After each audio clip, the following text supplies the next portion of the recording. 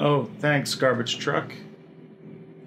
You chose the perfect time to start doing your thing. Hey everyone, it's me, Tristan. I know it's been a little bit, but hey, shuffling the stuff around on the channel, and so now Quick Steps are gonna be on Mondays, and this is the first one of those. So, last week, actually when I'm recording this on Friday, it's been exactly 1 week, there was a horrible mass shooting in New Zealand, and I did a Twitter thread about it that got a lot of attention for Step Back, you know? I want to tell you about a popular YouTuber, maybe the most popular YouTuber. You're doing pretty well. You have your, video game YouTube channel where you scream at games about, robots and pizza places, and it gets you really, really popular with the young boys.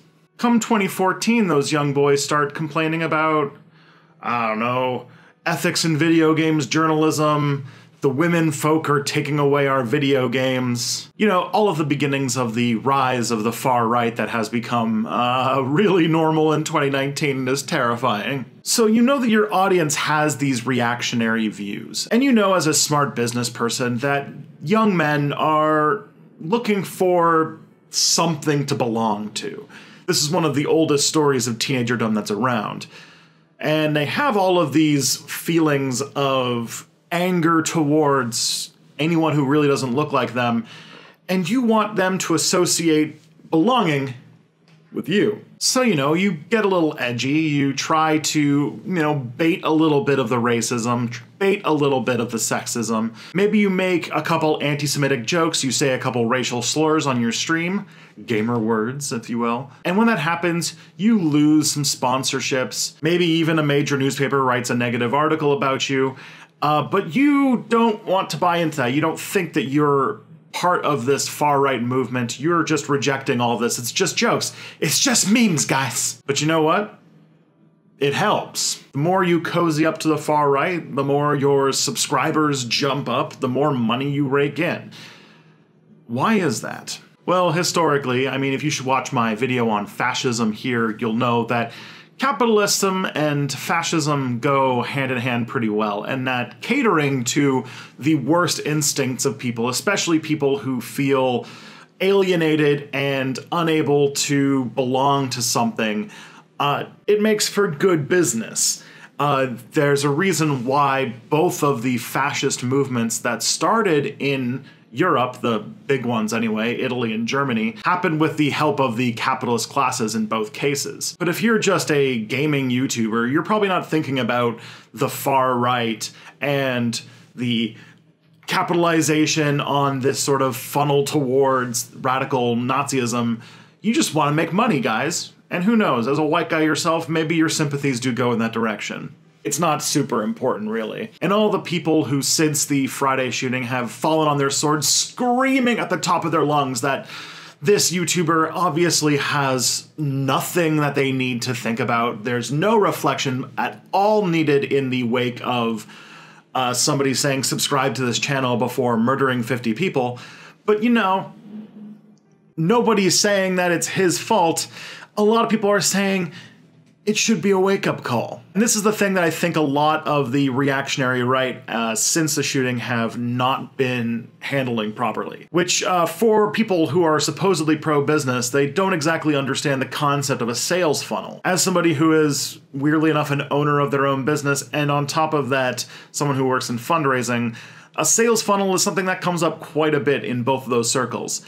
You realize that when you talk and communicate with groups of people, you need to use different types of messaging at different levels. The biggest part of the funnel, when someone who has never heard of you, it's just about making awareness. It's just about shouting them out in your YouTube video. Oops. Oh, wait. Or it's just about, having them on your followers list on Twitter. At that point, the messaging you put out at that level is just about making people aware that you exist. After that, it's about making people sympathize with your position and then getting people to be firm followers of your position. And all along the way, hopefully more and more money is being exchanged in your direction. It's gross, and it is perfect for talking about the process of turning somebody into a customer, for example, but also works for the indoctrination of people into radical politics, especially the radical right, which functions a lot like a cult in some cases, but we'll get into that probably in a future video. But this is the path towards radicalization. So when we're talking about this YouTuber who has, I think I just saw 80 million subscribers, while he does not talk about openly fascist things, openly Nazi things, he just sort of nudges people in that direction, subtly, not even by explicit things, although I would say the racial slurs and the Nazi jokes are a pretty good signs, but let's give him all the benefits of all the doubt and say that it's just memes, guys. He shouts out Nazis. He follows Nazis on Twitter. He platforms them and just gets people a little bit closer, you know, one step down the funnel. Even if it's not most of the people that follow him. Maybe if it's just 1% of the people who follow him. When that's 80 million people, that's still a lot of people. You could say that this is pretty common of your classical liberal internet intelligentsia, your Jordan Petersons, your Dave Rubins, you know, your Steven Crowders, those types.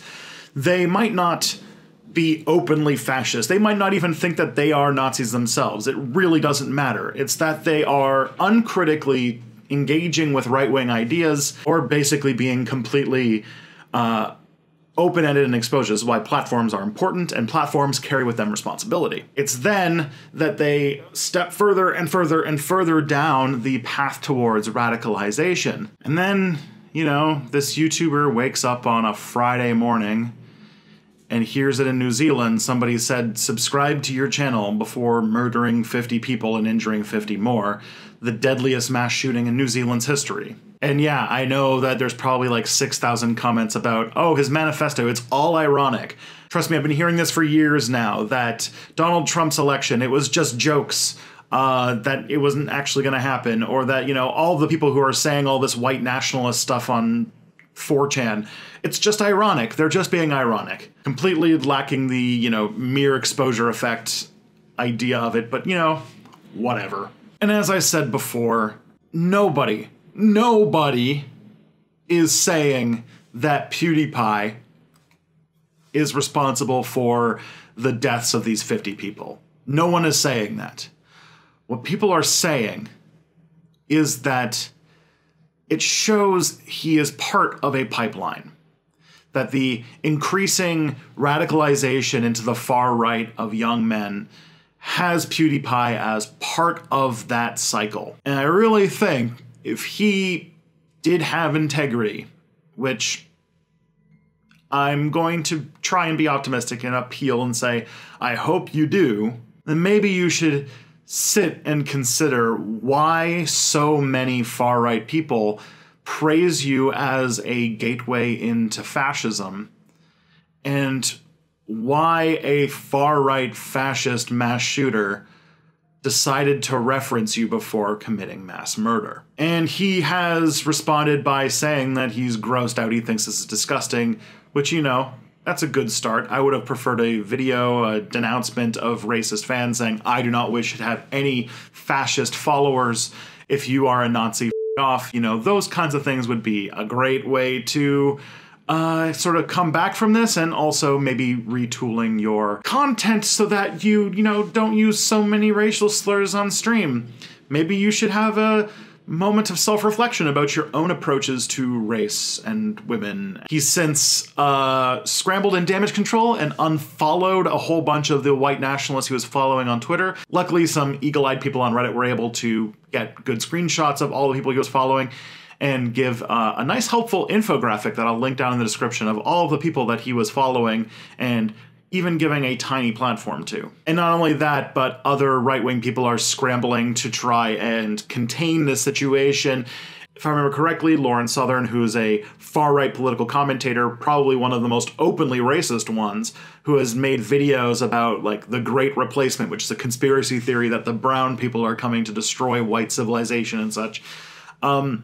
Yeah, they've started to take down those videos as a form of damage control. A lot of these people who have been cozying up to fascist ideas for money have got to realize, when you have an audience, I you are my audience for this moment anyway, that I have to take responsibility, at least a little bit, for the words that I say and what kind of impact they have on people. You have to realize that you will be misinterpreted just by sheer law of large numbers. You have to be careful of the way that you talk about groups of people, the things that you say, and realize that on a large enough platform, irony can sometimes be thorny and difficult. And of course, there's the whole Schrodinger's douchebag thing, which is that saying you're just memes or just joking on the internet can be used to cover up your real ideas and give yourself an out in case, you feel any blowback because of it. Radicalization is a process. And if you play a role in that process, you need to be aware of that. You start with Pewdiepie laughing at racist jokes. You follow some of the people that he follows, look at some of the people he talks about, get more desensitized to racism. All of a sudden you're following the anti-SJW YouTube universe where you're learning about how women's and people of color and really anybody who doesn't look like you is somehow coming out to get you. And before long, you're listening to a cartoon black pigeon talk about theories of race and the JQ and, flying swastikas and carrying torches in Charlottesville. There is a one step leads to the other process in this. And so even though I don't think he'll do it because I think his sympathies are too much with these people, Pewdiepie, please, if you do care about the radicalization of young men, you should speak up now about why racism is wrong. You should speak up now about why you do not like fascism and why you do not accept fascists in your audience. And then, of course, there's the bigger question that we have to address just right before we go because, I can't make a video without complaining about capitalism. You should also mention that what are the conditions that are making so many young people feel so terrible that are drawing them towards positions like this? Could it be capitalism? It is capitalism. Subscribe, like, share, etc. because Step Back does not get a lot of algorithm love, and I would love to have more people learn about responsibility with platforms. So please share with your friends. It really, really helps. It's really the only way this channel grows because the algorithm hates me. Take care, friends.